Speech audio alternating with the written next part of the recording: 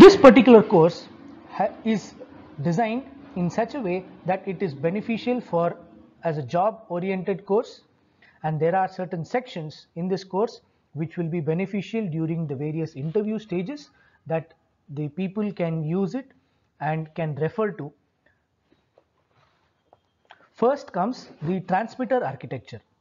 In the transmitter architecture, for the serial links, we will look at one of the most important blocks or unit items for the architecture, which is the latch and the mux. We will see how the mux architecture is present for the receiver and for the transmitter.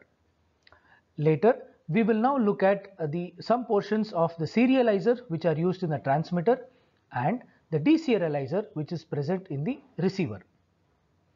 Serializer basically serializes the parallel data into serial data, where you will use a latch and a mux to capture and to transmit the data.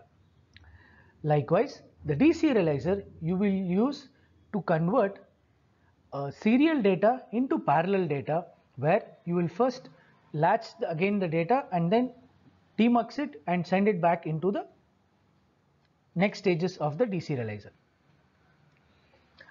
Next, we will look at the receiver architecture. We have already covered deserializer and the high-speed mux and latch in the transmitter section. In the receiver section, we will look at what are the important points covered which decide the architecture of a receiver. What is the impact of the channel? What is the impact of the power supply? What is the impact of what is the length of transmission? What is the speed of transmission? How many ways are we looking at to transmit and receive the data? Whether we have what kind of linear equalization scheme is going to be followed? How do you budget the noise in the receiver? How do you budget what is going to be the timing in the receiver? So these points will be paid attention in this particular section. In the next section, we will look at some of the major circuit blocks of the high-speed serial links. In this case, we will look at receiver equalization. Receiver equalization happens at the continuous time linear equalizer or CTLE and the DFE. In this case, we will look at CTLE for 20 Gbps data operation. Next, we will look at the clocking system for complete system, how the clocking solution is implemented, what are the blocks needed, what are the swings of the signals that are present. These will be paid attention here.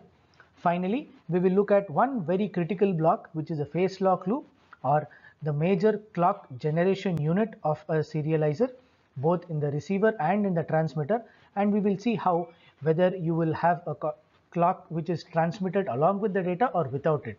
So that categorizes whether it is a pleisochronous or a mesochronous architecture, and you will understand whether how all does the phase lock loop impact on the equalization schemes, the serialization and the deserialization, and overall timing of the particular SerDes or a high-speed serial link.